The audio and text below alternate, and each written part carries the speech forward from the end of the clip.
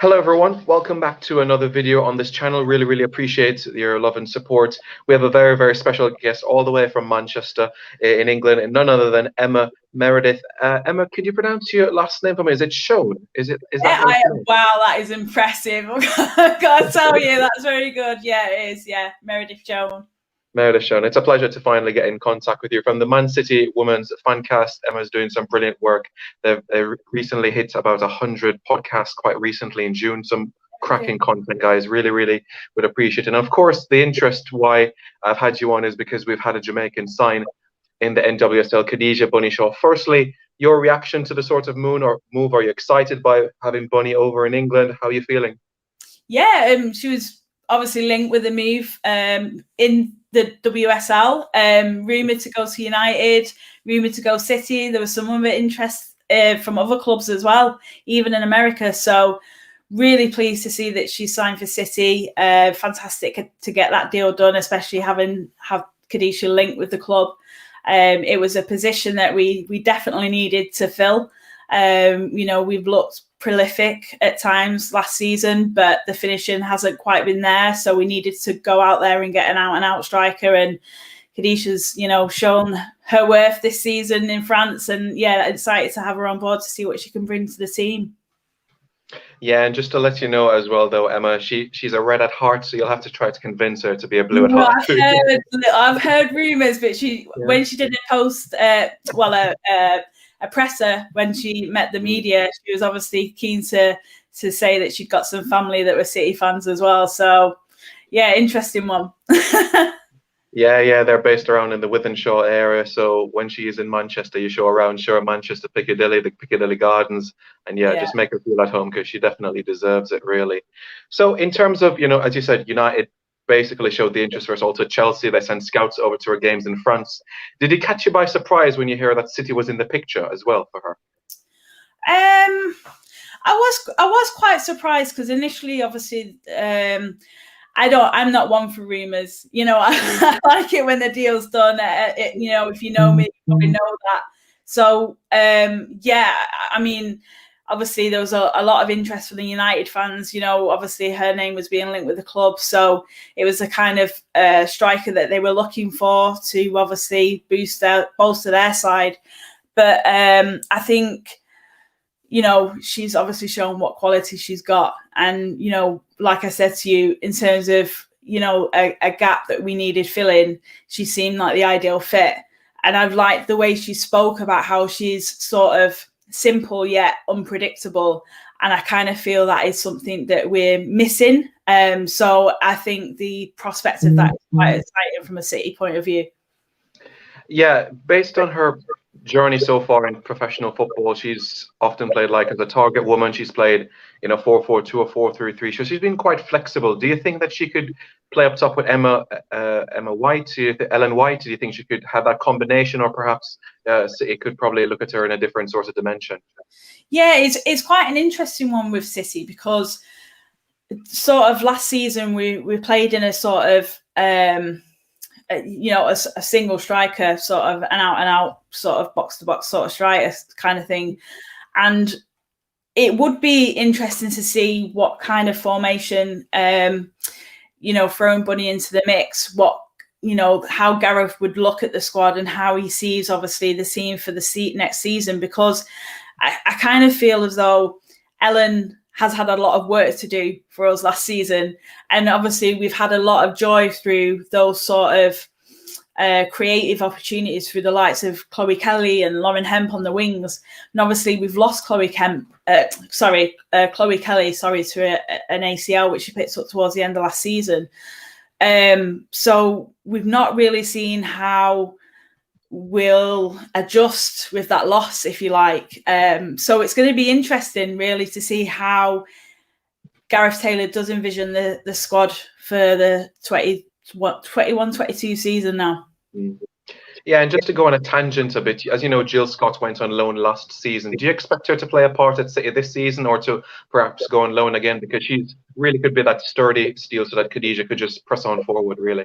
Yeah, I think it's a bit of an interesting one with Jill at the moment. Obviously, she went out to Everton to get some more minutes. Obviously, we were managing in the midfield. We'd had a lot of players there with the likes of obviously Rose Lavelle and Sam Mewis coming into the squad. So perhaps with obviously their departure in the summer, it could obviously offer Jill that opportunity again to play an important role in the midfield for us. But there have again been links with the fact that, you know, Willie Kirk might be interested in bringing her in on a permanent kind of basis, which will obviously be a bit disappointing to City fans because she's obviously offered such longevity to the squad as well. So yeah, I don't know really what's going to go on with that one, but for me, I would love to see Jill stay on and see out the rest of her career at the club.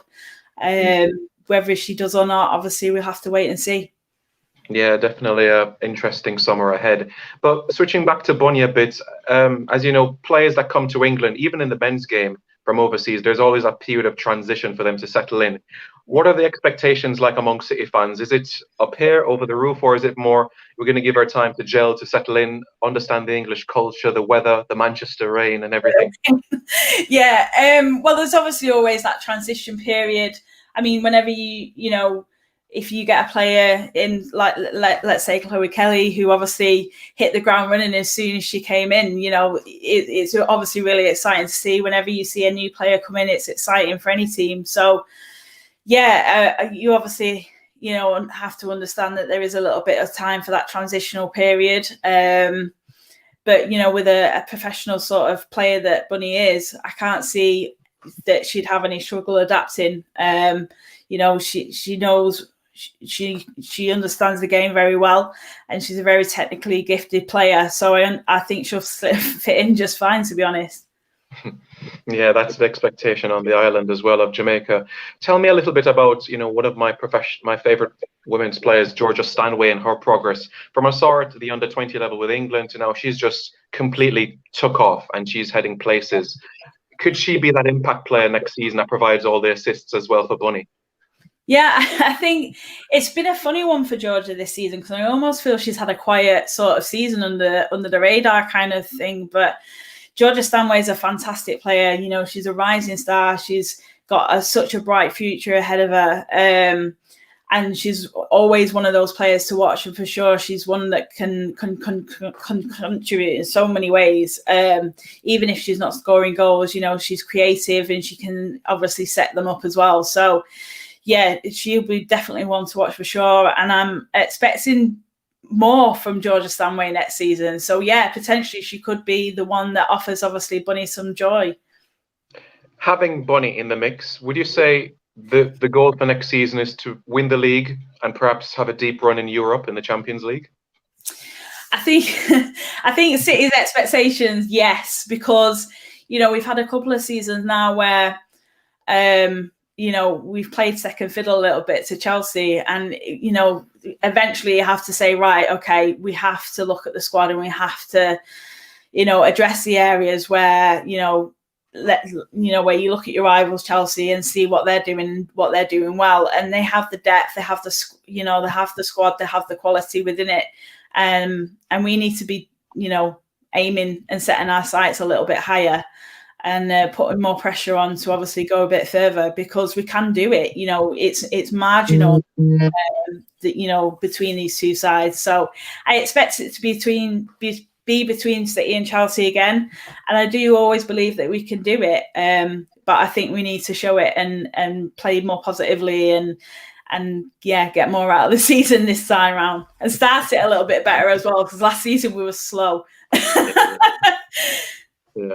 Took a while, really. In terms of the season that starts in August, do you know if fans will be allowed, if it'll be half capacity, 25%? Do you know how that will be as yet? Obviously, no confirmation yet how that will work. Expecting fans to be back in the stadiums. Obviously, a lot of clubs are selling their season tickets. City hasn't gone on sale yet, but we're expecting an announcement at the end of the month. So hopefully we'll get some good news. I think it's looking promising. The way, obviously, the attendances are at the moment is, you know, we can at the Academy Stadium we can take 7,000, but we average around 1,500, sort of 2,000 for attendances. But I'm hoping we'll see hoping all clubs will see an increase.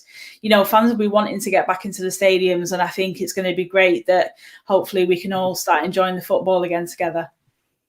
And I think what might be interesting as well, Emma, if you look at like the Jamaican diaspora in Manchester is massive, with and Shaw alongside, etc. So the people that will come out to watch Bunny as well, to see her up in the flesh, a top 50 world player, it's just massive really for the club, and it could draw more eyes towards the blue half of Manchester. Yeah, absolutely. And I think that's a great thing as well. You know, I think it's great that we can obviously get these top quality players in that draw in, you know, perhaps fans that haven't been to a game before, you know, some of the men's fans are taking more notice as well. So hopefully that will get them over to the game as well and get them into the stadium and watching the women too, because it is all moving in the right direction, obviously, with the broadcast deal of Sky Sports coming on board as well. You know, potentially it's going to a wider audience and a bigger network too. So hopefully, again, that will bring more fans into the stadium. So it is all very positive, and hopefully that will reflect in the attendances next season. You know what I mean? Yeah, that's absolutely brilliant. Look, Emma, I really, really appreciate your time coming on. It was fantastic to speak with you. If people want to know where they could find you on social media, or just to get to know more about the City women's team, where can they go? Because I'm sure your podcast, you'll be talking a lot about Bunny next season. Yeah, definitely. I can't wait to do that. So we've got a podcast for Man City Women. It's a weekly podcast that runs in line with the season. And you can find us on Spotify, iTunes, and wherever you listen to your podcasts. And it's at MCW FanCast. And we're also on Twitter and Instagram. All right, that's brilliant. Yes, so for all the viewers and subscribers, I'll drop the link in the description below, and can check out Emma for more content on Manchester City. Emma, again, thanks very much for your time. And to all the viewers, thank you very much for watching, and stay tuned for more content. Take care. Thanks, Simon.